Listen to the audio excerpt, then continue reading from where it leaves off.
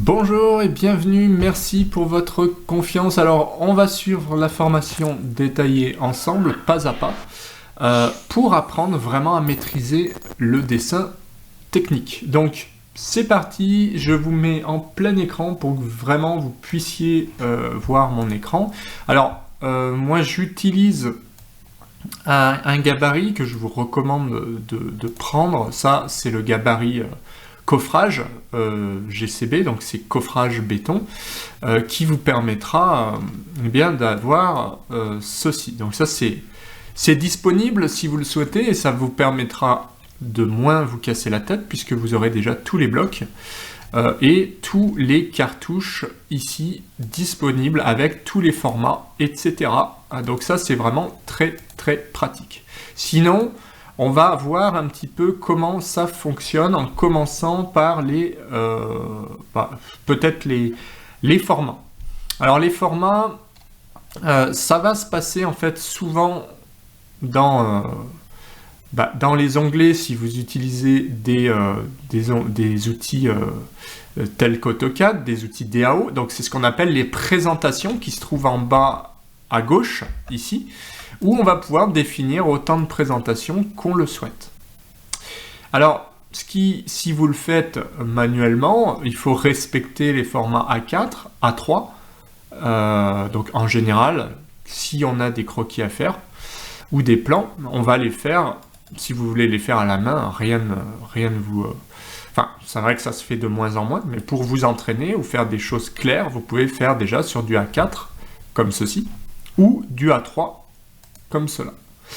Voilà, donc simplement, si vous avez des présentations, on va le faire ensemble. Vous pouvez cliquer là, présentation 1. Donc ça, c'est une nouvelle présentation qui est vide.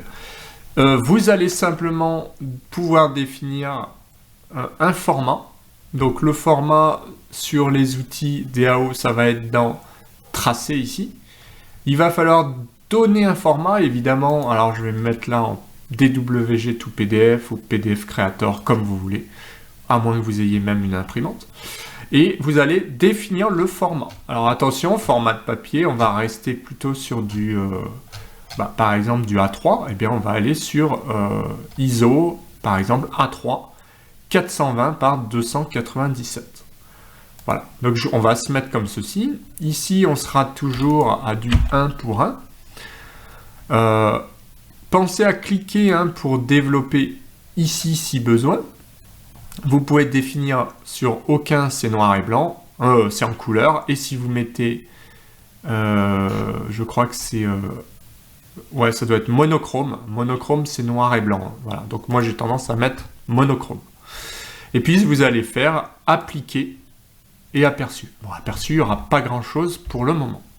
Donc là, je fais annuler. Et là, vous voyez que j'ai en fait un format qui a changé, qui est du format A3. Ça veut dire que j'ai plus qu'à définir un cartouche si je veux. Donc mon cartouche, ça peut être par exemple ici 21, 29,7. Donc je sais pas, voilà, ça peut être par exemple, alors soit vous utilisez rectangle, soit vous utilisez des traits, peu importe. Donc si vous n'êtes pas à l'aise avec AutoCAD, rassurez-vous, il y a la formation qui va bien. Alors ce que je vais faire, c'est que là je vais faire, et ouais, je vous recommande la formation en fait, les 8 heures d'AutoCAD, donc formation complète AutoCAD, 21, 29, 7, 21, et je viens chercher ici. Donc là, vous voyez, j'ai un cadre qui se dessine si je veux faire un cartouche. Ça tombe bien, on va parler un petit peu du cartouche après avoir parlé des formats. Donc les formats, voilà, je vous ai montré un petit peu dans la vidéo précédente en fait d'introduction comment ça fonctionnait. Il y a donc du format A4, A3, A2, A1, A0. En général, donc, A4, A3, et puis ensuite, c'est le A2, ça sera du 420 par 594, le A1, 594 par 840. Donc, on retrouve des valeurs qui se complètent, en fait. Le A4, bon, le A3, c'est le double du A4, le A2, c'est le double du A3, le A1, c'est le double du A2, tout simplement. Et le A0, c'est 2A1. Donc vous voyez, il y a une cohérence quand même entre les différents formats. Donc commencez par du A3, si vous avez des formats plus importants, vous montez jusqu'à obtenir vraiment des plans qui sont balèzes. Donc là, on part sur du A3 pour cet exemple, et on voit que le cartouche, ça, on retrouve du A4. Hein. Le cartouche est toujours un format A4. Alors, puisqu'on parle du cartouche, eh bien, le cartouche, on va devoir mettre la désignation et l'adresse de la construction. Donc, même si vous le faites manuellement, vous serez bien obligé. Donc, moi, j'utilise plutôt du texte sur AutoCAD. C'est quoi? C'est la commande début texte ici. Donc, vous pouvez faire un texte sur une ligne, c'est pas gênant. Et vous allez donner la hauteur de texte. Ici, il me met 12. On va tester en 12.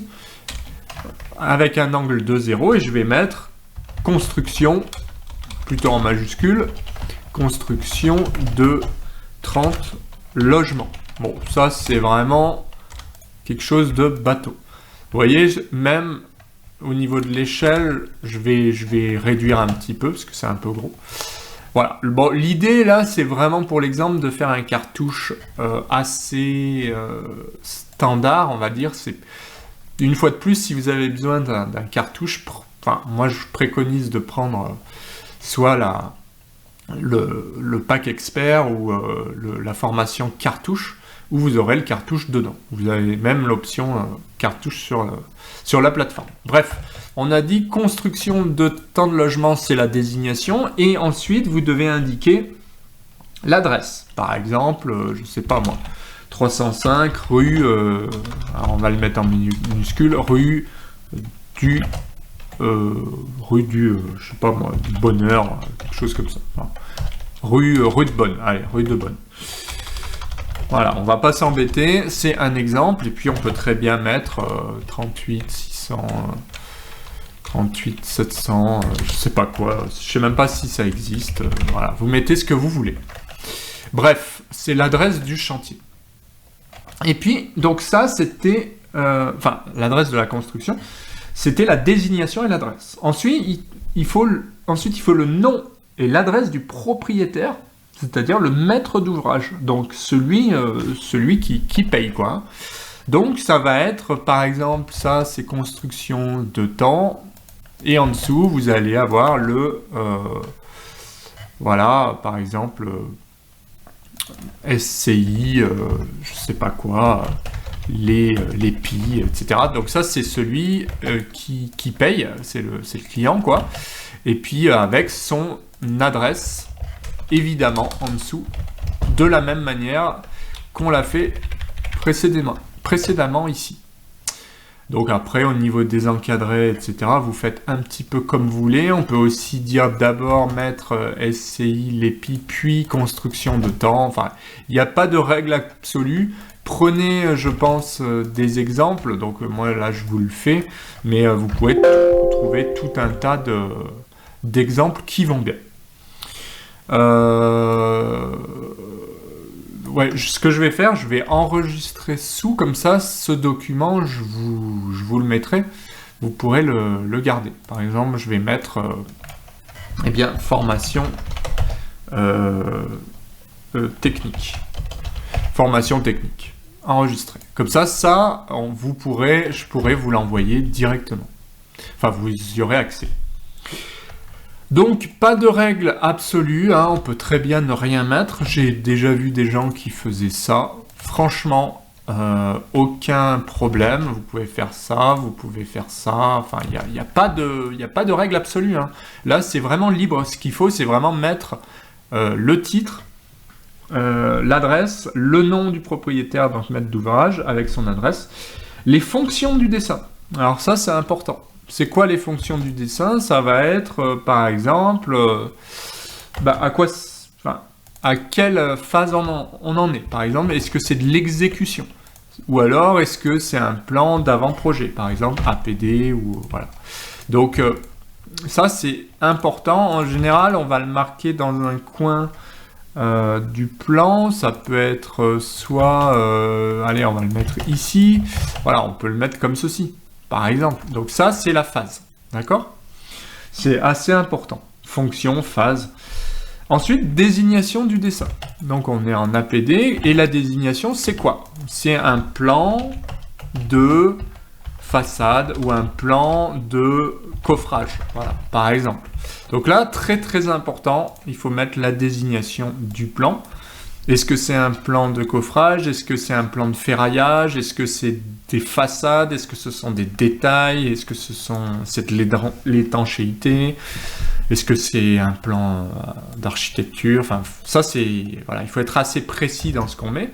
On peut mettre plan de coffrage, architecture ou plan de terrassement, détail type, voilà. On essaye de faire quelque chose de précis. Plan de masse, ce que vous voulez. Ensuite, en général, on suit ce qu'on appelle une trame. Alors ça, je vais le remonter un peu. C'est-à-dire, souvent, ce qu'on va voir en plus petit, hein, eh bien, ce sont ce qu'on appelle les modifications. Donc, par exemple, indice, ici, modification. Bon, là, je vais très vite. Hein, modification. Et puis, ça peut être la date. Voilà. En général, c'est plutôt ça d'ailleurs. On va mettre date d'abord, modification. Et ça, on va le mettre en plus petit, à savoir, par exemple, en 4, c'est beaucoup moins important, voire moitié moins.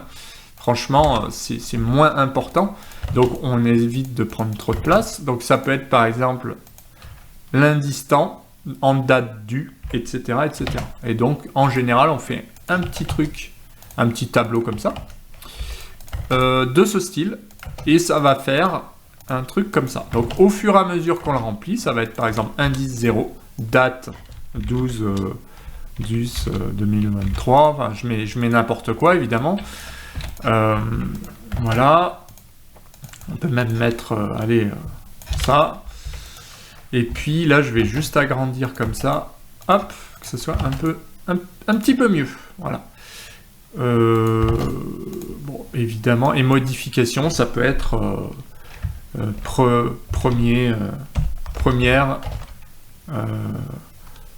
première émission en général, voilà, ou première diffusion, voilà, diffusion. Vous mettez bien ce que vous voulez. Donc ça, c'est l'indice ou les indices avec les dates, etc. Donc on peut mettre d'ailleurs comme ça sera mieux. Et au fur et à mesure que vous faites un indice, vous allez faire ça en disant là c'est l'indice cette fois-ci. Ah, on est le 15 octobre et c'est ajout, porte, etc. D'accord? Donc bon, en général c'est comme ça qu'on fait. Et ça vous permet d'avoir quelque chose de cohérent. Je vais laisser un petit peu plus de place. Voilà pour le cartouche. C'est pas fini. Il faut mettre... donc, il y a les dates du dessin. Mais en général, on met quand même la date définitive, puisque ça concerne les indices. En gros, donc, ce qui sera important aussi, c'est de mettre donc, la date du dessin. À savoir, là, on est toujours le 15-10-2023. En général, ça correspond au dernier indice. On va le mettre en 5. Voilà. Donc, date du dessin. Qu'est-ce qu'il y a d'autre à mettre? À part la date, eh bien, les échelles, par exemple, si vous êtes à l'échelle 1/50e, vous le mettez. Voilà. C'est pas une obligation, hein, mais en général, c'est préconisé. Si vous ne le mettez pas dans le cartouche, le problème, c'est qu'il faudra le mettre de partout. Donc en général, moi ce que je fais, c'est que je le mets quand même dans le cartouche, sauf si vraiment vous avez plusieurs échelles. À ce moment-là, on peut très bien mettre voir plan ou ne rien mettre. Et puis, il faut mettre le nom, le numéro en général. Donc ça peut être, vous pouvez l'écrire comme ça, hein, numéro plan, ça va être numéro 001, quelque chose comme ça. Donc ça c'est important. Donc vous avez la phase, vous avez le nom du document, vous avez la date de l'envoi, vous avez l'échelle, vous avez le numéro du plan. Alors le numéro du plan, on peut très bien se dire, bah moi je vais le mettre plutôt comme ça, en gros, hein, je veux que ça pète, que ce soit vraiment en 7 comme ça. Et là, je vais l'entourer, parce que c'est très très important pour moi d'avoir ce numéro de plan très très gros. Pourquoi pas? Il y en a qui vont faire vraiment des gros numéros. Enfin, il n'y a pas de règle absolue, vous pouvez faire quelque chose comme ça, enfin voilà, vous pouvez le mettre en valeur, il n'y a pas de souci, vous faites bien comme vous voulez. Voilà, c'est un exemple. Et je vais d'ailleurs, si je vous le mettrai plus tard, vous avez un cartouche type que j'ai par exemple, ça va être ça, vous voyez pour le comparer, c'est à peu près ça. Vous avez ici le maître d'ouvrage, la commune, la construction, les renseignements, la date, les indices. Vous avez, alors moi, si vous prenez mes cartouches, vous aurez en plus des choses automatisées avec des indices, des numéros de plan qui peuvent s'automatiser ou pas. Enfin, il y a plein de choses, notamment le pack expert, qui vous apprendront à faire ce que je fais ici. Et vous voyez, vous avez bien le numéro du plan, vous avez bien l'indice, le dernier indice, etc. Donc là, c'est un cartouche vraiment complet, mais on n'est pas obligé de mettre autant d'infos, évidemment. Qu'est-ce qu'on a oublié? Les emplacements pour les modifications, c'est fait. Le numéro, c'est fait. Voilà, après, vous pouvez rajouter, par exemple, les intervenants.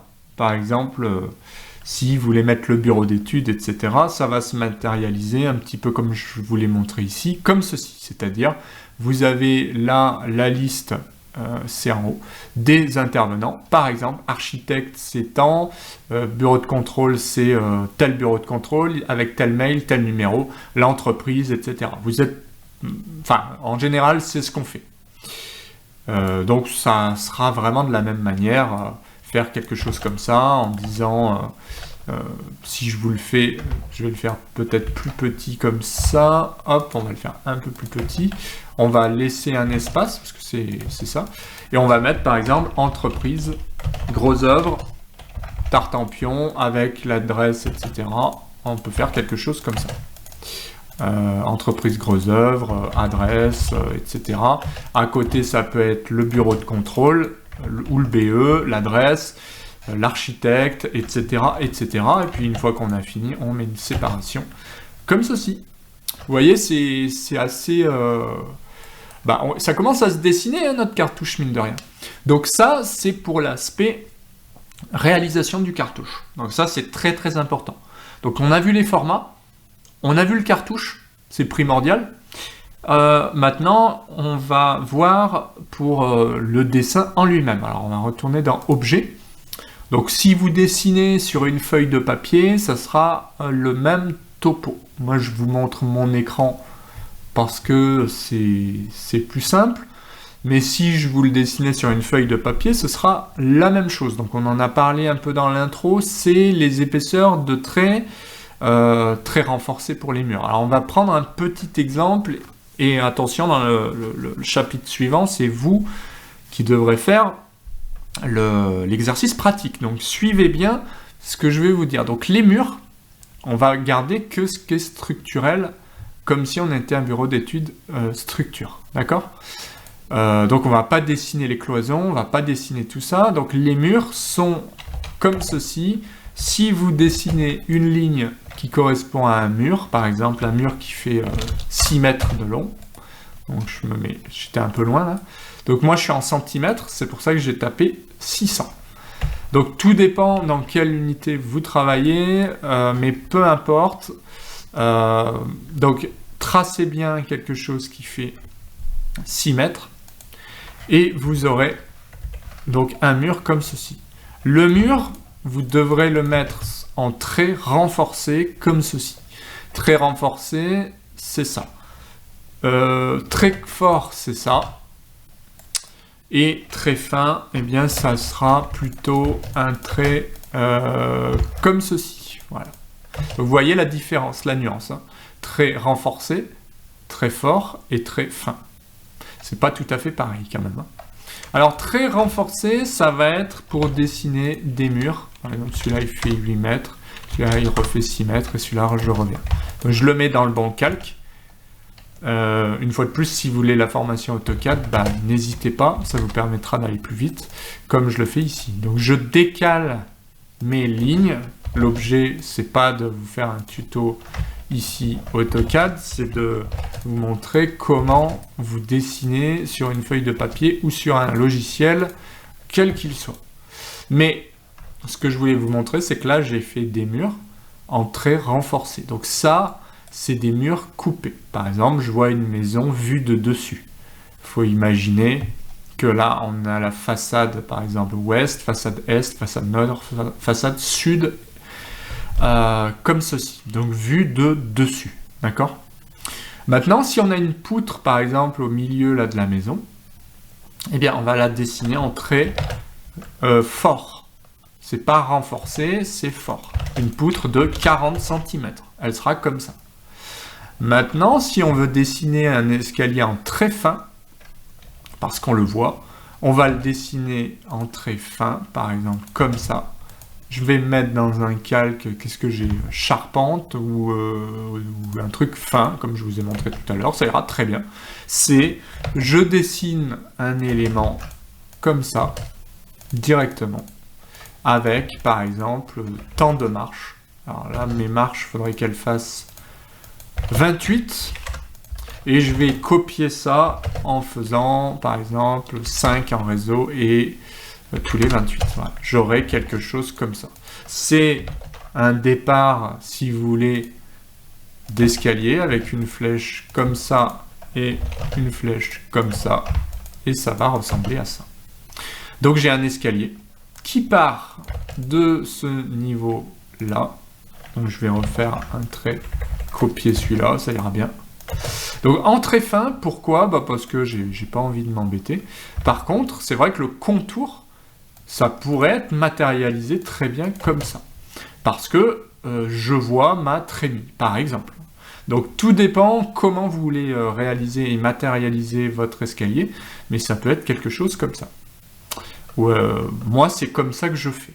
Et puis, on peut aussi dire qu'on va utiliser les traits interrompus. C'est quoi? Ce sont des traits pointillés. Et puis, on a aussi ce qu'on appelle des traits mixtes ou axes. Ce sont des traits d'axe comme ceci. On les matérialise, on les utilise comme ça, en principe. Et on a les traits pointillés.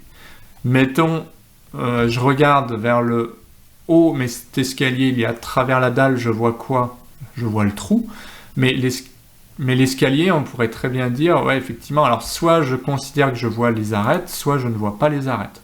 Si en structure comme moi, vous regardez vers le haut, vous verrez le trou, mais vous verrez pas les marches, puisqu'en fait, vous verrez plutôt en coupe, hein. Là je vous le dessine rapidement pour que vous compreniez, c'est ça par exemple. Donc je dessine un escalier grosso modo comme ça. Si je me mets là et que je regarde vers le haut, je vois le bas de mon escalier, mais je ne vois pas les marches. Donc je le matérialise comme ça.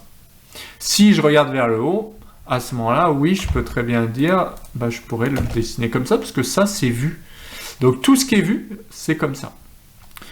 Pour aller plus loin, dans mon exemple, par exemple, alors, je vais supprimer que ça. Si je vous fais une coupe sur le mur, là, vous avez le mur qui fait 20 cm. Vous avez à côté, donc, supposons, alors ça, c'est, on va dire, pour que vous compreniez bien, la coupe, je vous la fais comme ça. Donc, ce mur est bien coupé, d'accord? Supposons qu'on soit là, on coupe le mur. Et par contre, la poutre, elle est plus loin. Donc, j'ai le mur que je vais venir aligner d'ailleurs à ce mur-là, voilà. J'ai la poutre, donc dalle, évidemment, il y aura une dalle, comme ça, avec une épaisseur, par exemple, de 20. Donc, cette dalle, pourquoi je la vois? Parce qu'en fait, elle est là, d'accord? Elle est partout, la dalle, elle va de là à là. Donc, vous avez la dalle, et dessous, vous avez la poutre qui fait, par exemple, 40 ou 30 de haut. Voilà. Et vous avez cette arête qui est vue. Pourquoi elle est vue? Parce que je suis là, je vois mes murs, mais derrière, je vois aussi ma poutre. Donc, la seule chose qui est vue, c'est ça. Et puis là, le mur va s'attacher à la dalle, d'accord? Donc, le mur, supposons qu'il s'arrête, ce sera comme ça, s'il n'y a rien au-dessus. Vous serez comme ça. Ça veut dire qu'il n'y a rien au-dessus. Si vous avez un mur qui continue au-dessus, ce sera plutôt comme ça. Ça pourrait être un garde-corps qui va être matérialisé de cette manière, tandis qu'ici, j'aurai peut-être un relevé d'étanchéité comme ça, voilà, qui peut être dessiné un peu comme on veut. Enfin, c'est pas le but de dessiner parfaitement, c'est de comprendre que là, j'ai quelque chose au-dessus qui peut être matérialisé, et là, un relevé d'étanchéité avec un trait plus fin, quelque chose qui serait comme ça. Pour le coup, ça peut être en trait très fin, puisque qu'est-ce que ça représente, ce trait-là? De la terre, de l'étanchéité, ce que vous voulez, à un niveau fini. Donc ce qui est important à retenir, c'est que les traits renforcés, c'est tout ce qui est coupé. Par exemple, je suis dans mon salon, donc imaginons, moi je suis là, d'accord? Donc moi je suis ici, je regarde vers le haut, je coupe ici, donc ces traits-là sont bien coupés. Donc quand je vois mes murs, ils sont coupés, donc renforcés. Continue.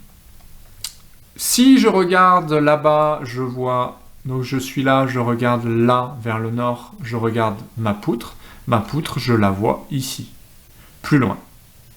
Si elle peut descendre plus. De même, si vous aviez ici une porte, vous auriez quoi? Vous auriez une porte comme ça. Donc je verrai ma porte avec sa poignée, etc., etc. Aucun intérêt là de le faire, mais je verrai un peu plus loin ma porte. Si ma porte était, par exemple, on va s'amuser à le faire, ici, 100, je vais faire quelque chose comme ça. Donc ma porte est bien là avec des traits plus fins. Vous allez comprendre pourquoi. Donc ma porte est là, ok? Très fin. Pourquoi très fin? Parce qu'en fait, ma porte, elle est ici, d'accord? On va supprimer ces deux traits-là. Et pourquoi elle est en très fin? Eh bien, parce que, en fait, quand je suis là, je lève la tête, je suis ici, je veux sortir de la maison. Qu'est-ce que je vois au-dessus de ma tête? Deux traits. Mais deux traits fins, puisque là, il n'y a rien, en fait. Ici, il n'y a rien. Ce que je vois en trait fin, c'est quoi? C'est en fait ce trait-là, d'accord? Ça paraît compliqué comme ça, peut-être, mais en fait, si vous êtes ici, vous regardez là-bas, qu'est-ce que vous voyez? Vous voyez deux traits, d'accord? Ça, c'est je suis je suis comme ça, d'accord? Je regarde là, je me mets ici, je regarde là, je vois deux traits là. Enfin, je vois le mur qui part, donc je vois deux traits rouges, donc je les matérialise comme ça. Si j'avais pas de mur ici, exemple, là, j'ai pas de mur là, ici. Enfin, j'ai dessiné un peu à l'arrache, mais je suis là. Mon mur, ma maison, je la vois là, donc je verrai que ce trait là, mais je verrai plus ce trait là, d'accord? Donc tout dépend ce que vous avez. Donc je remets comme c'était. Si je suis ici, donc moi je suis comme ça, ma tête est comme ça, je regarde vers le haut, je vois bien les deux traits rouges. Ce sont des traits forts, mais ce ne sont pas des traits renforcés. D'accord? Donc ça correspond à des poutres, ça correspond à des éléments que je vois. Voilà, donc ça c'est question de pratique, il faut s'entraîner pour bien comprendre ce que ça signifie et comment il est matérialisé, pourquoi il est matérialisé comme ça. Question de pratique, mais sur la forme, c'est ça. Et puis enfin, les traits d'axe. Eh ben, les traits d'axe, ça peut être aussi des traits pour matérialiser un axe, comme ceci. Par exemple, ça, donc ça serait plutôt le milieu, hein, donc je vais mettre 10 cm ici. Tac, ça, je le mets en trait d'axe pour que vous compreniez bien c'est quoi ce trait d'axe. Ça va être par exemple cette façade est. Et ben, je vais le retrouver ici, hein. En fait, si je le copie-colle, je le dessine comme ça. Ça peut être, par exemple, façade est. Donc, comme j'ai mis un axe ici et là, voilà, je le dessine rapidement. C'est pas très précis ce que je fais, mais je le dessine rapidement comme ça pour que vous compreniez bien que là, ça correspond bien à des axes, tout simplement. Donc tout ce qui est axe pour suivre un escalier, suivre une rampe, eh bien ça sera matérialisé en traits mixtes fin directement.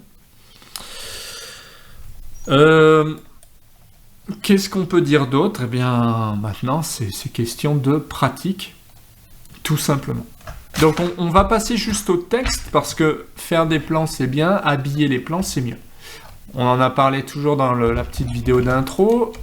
Si la poutre, vous voulez la matérialiser, il faut bien lui donner une dimension. Donc, qu'est-ce qu'on fait en général? C'est qu'on fait un texte comme ceci. Mais le texte, il sort pas du ciel. Moi, si vous travaillez, en général, vous respectez une échelle. Donc, cette échelle, elle dépend de quoi? Elle dépend de l'échelle du plan que vous voulez sortir. Si vous le tracez comme ça à l'échelle 1 pour 1, c'est-à-dire, vous devez respecter la norme de 2,5.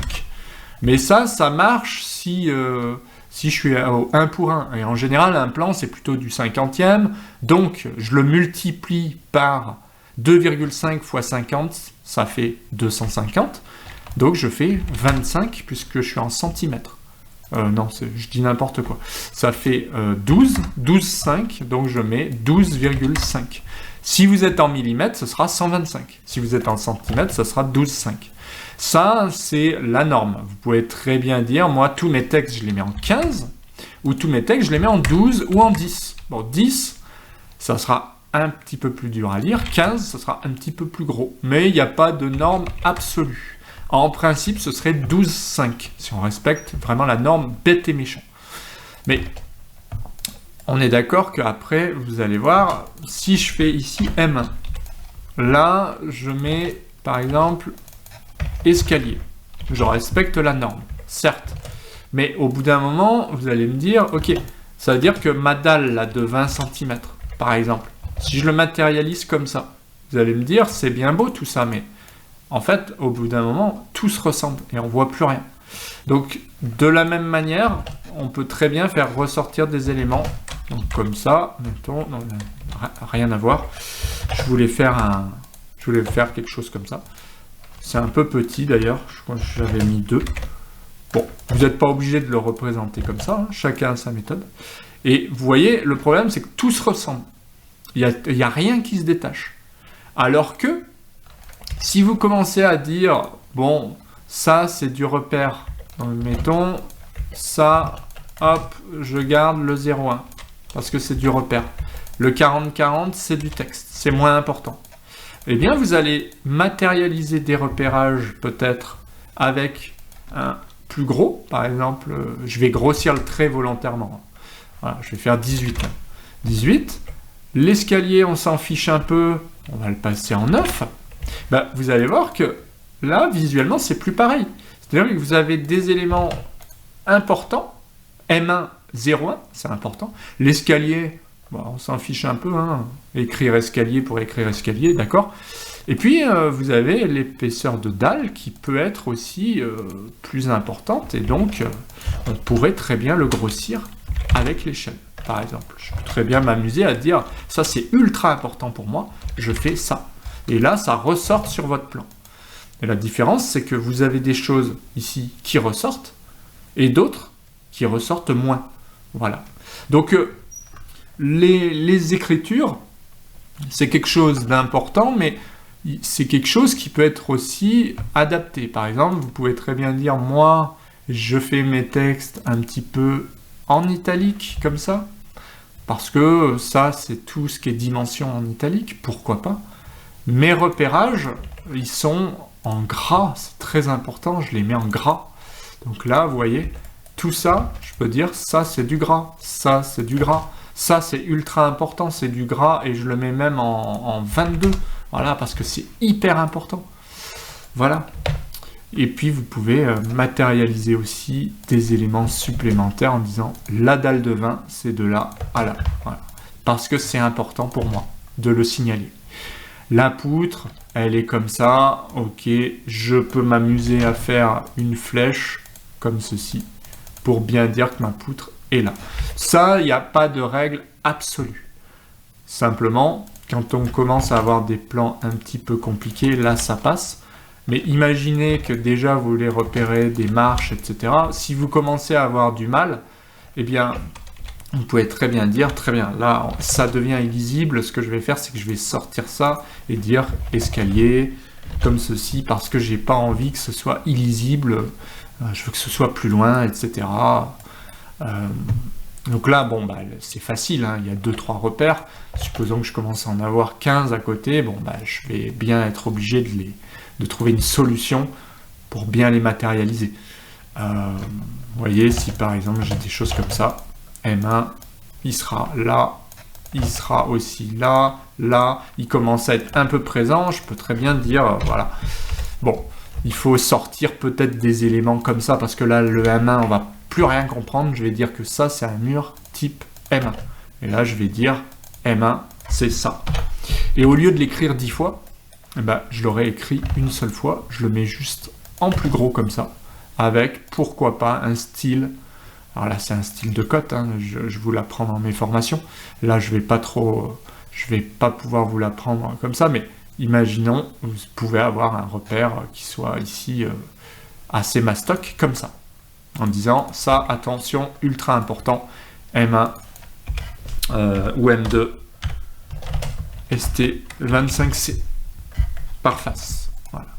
Bon, c'est un exemple, mais ça vous permet quoi? Bah, de garder un petit peu de clarté sur vos plans et de pouvoir dire ça marche, le repère comme ça. En revanche, ici j'ai un linteau, j'ai des murs, ça commence à être compliqué, je vais repérer ça comme ça. Donc ça, c'est pour les écritures. Donc c'est tout ce qui est texte. Et pareil pour les dimensions, en fait. Les dimensions, vous allez respecter la même chose. Donc si je cote mon texte de cote, je vais avoir 12,5 à peu près. Enfin, 12, je crois que moi je pars sur 2,4 pour les textes.